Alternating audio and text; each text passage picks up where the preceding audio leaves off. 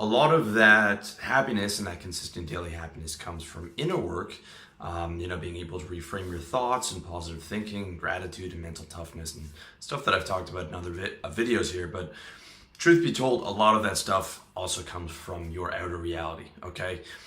I don't care who it is. I believe that every guy wants to be the man. He wants to, whether you admit it to yourself or not, every guy wants money and women and respect and popularity and good food and good treatment and maybe even a little bit of fame. I know that I do. And that's after having done 20 years of spiritual study and work since I was 13, 14, and discovered philosophy and then Buddhism and Advaita and mystic Christianity and every spiritual tradition I studied, including in university. I was a double major I majored first in philosophy and then switched to comparative religion.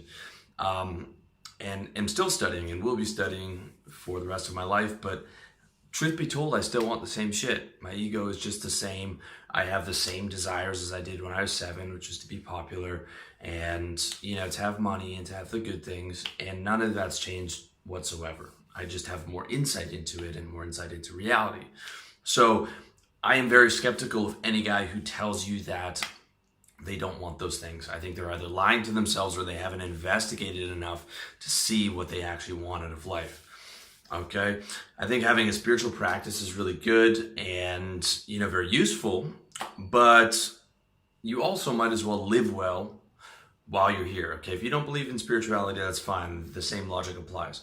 It's only logical to try and live as well as you can and to have the most of the good things because that's what we want. We want to be happy, all right? As long as you're not hurting anybody, I'd say it's all good. But unfortunately, the La Dolce Vita or the good life is not available for every guy, okay? The world needs janitors and it needs factory workers, and it's just not going to be available for most people. But it can be for you if you're willing to put in the work, okay? So this is going to be the 7 points on how to get the good things in life. So point number 1 is high standards. All right, you have 3 choices in life. You can set low standards for yourself, you can set medium standards, you can set high standards. If you want to live with low standards, you can just stop watching this video or listen to the audio because you're never going to get the good things. It's just not possible. If you set low standards, you're going to be a janitor or work in a factory, okay? If you want to be treated well, you have to have high standards. That's the only way, okay? And by high standards means you won't settle for less than what you want, and you'll keep working till you get there. All right, everything starts with your standards. You have to have high standards for yourself, period, if you want the good things. You can't just say, well, I'm going to half-ass this project, or, I'm going to half-ass it with girls. I'm not really going to get in shape and expect to get the good things. It doesn't work that way, okay?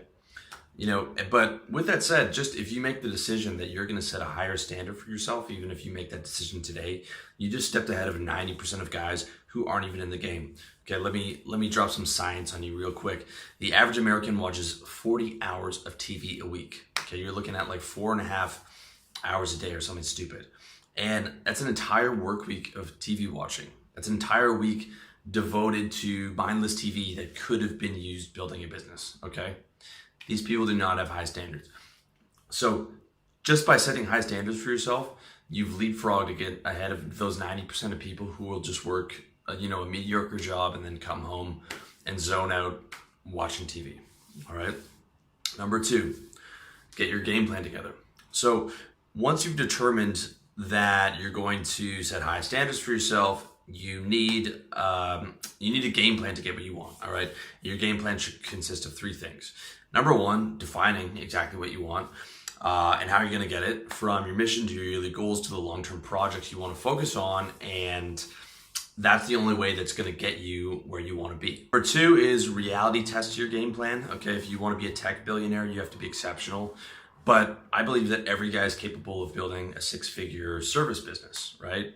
Real estate, insurance, copywriting, things of those nature. If you have the right knowledge and the right work ethic and you're ready to pound out 400 cold calls and 400 cold emails a day and do the marketing and all that stuff, all right? So you have to reality test what you're capable of. And you need to be realistic about your strengths and weaknesses. And if you're not, you pay the price for it. I had spent, my first business when I was 25 or 26, I was trying to build a Vice magazine clone back when, Vice wasn't the way it was. It was a lot cooler back then. And, I didn't have any knowledge of doing that. And it was such a massive, it's such a massive brand. It's such a massive undertaking. I had no business being in that type of business, just for an example. Okay. I've done much better now that I've put my strengths to use, and the business I'm in now really caters to those strengths. So that's really where you have to look. All right. And then number 3 is model success. So find a guy who already has what you want and model what he's done. You'll save a lot of time by following someone else's path instead of trying to clear your own. All right. Even now, I'm still looking at guys who are doing better or much better and saying, okay, what is that guy doing right? What's he doing with his marketing? How's he connecting with an audience? Same thing if you're in real estate. You go around and find the best real estate agents. You read all the books. Anything like that. Okay. So that applies not just to business, but to girls, social skills, fitness, or anything you want. Right? If you want to look like a certain guy, read about him, see how much he's lifting in the gym, and model yourself appropriately. Okay. So that's point number 2. That was point number 2 with 3 points within point number 2. Point number 3 on how to get the good things in life is become valuable. Okay, this is something I talk about a lot. So once you've set your standards and you define the good things that you want out of life, you need to find a way to become valuable. Okay, from your sexual market value to your social market value to your ability to be in business and sell premium products and service your customers. It's all about value, value, value. Okay, you don't get the good things in life because you deserve them. All right. Everyone deserves to be happy and healthy and wealthy and have good relationships and feel fulfilled and do work that they love. But that's not how life works. Not even fucking close. Okay. Life is barbaric to people at the bottom. That's just how it is. If you're poor and broke and work in a factory or work in some horrible job in a third world country, your life is probably not going to be very good. All right. So understand that life isn't fair, and the word does not even belong in your vocabulary. Okay. Do not even think about the idea of what you deserve. All right. If you want the good things in life, you have to earn them. Okay. And that means becoming valuable. You need to learn how to earn. Okay. Let me say that again. You need to learn how to earn. All right. I learned this at a young age. I grew up poor, fatherless, bastard. My parents were never married, on the outskirts of this really wealthy neighborhood where my mom was smart enough to send me to public school. So all these kids had huge houses and vacations and all this stuff.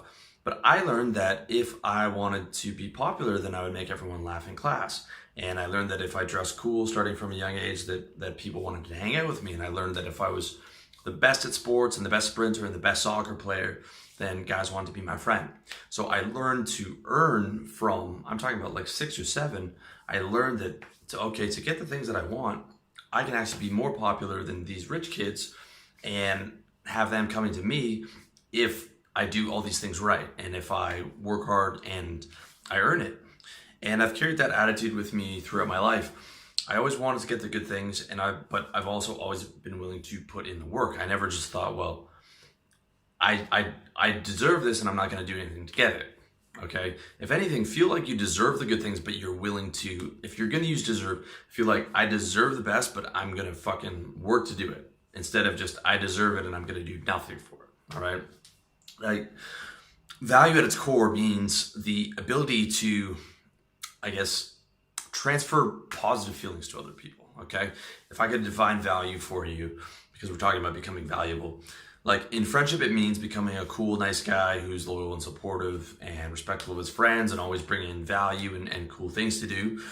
With women, it means maxing out your sexual market value, being as attractive as possible, having game, bringing good feelings, bringing a positive, cheerful attitude, being good in bed so that you're able to give her good feelings in the bedroom. Okay. And in business, it means mastering a skill, selling effectively, and servicing your clients well. If you want to know how to do both of those things, check out my book, How to Fuck Women Properly, at revolutionarylifestyledesign.com, or my book, How to Sell, at the same website. So when you're able to transfer positive feelings to people, you get those good feelings back in return. That's the essence of value. Okay. When we talk about salesmanship, it's always about state transference. So really what I'm doing in my website is right now, I'm just giving you value. I'm transferring a positive feeling or solving a problem for you. And all my products and everything that I do is really just taking a problem and giving you a solution, which is therefore a positive feeling. Okay.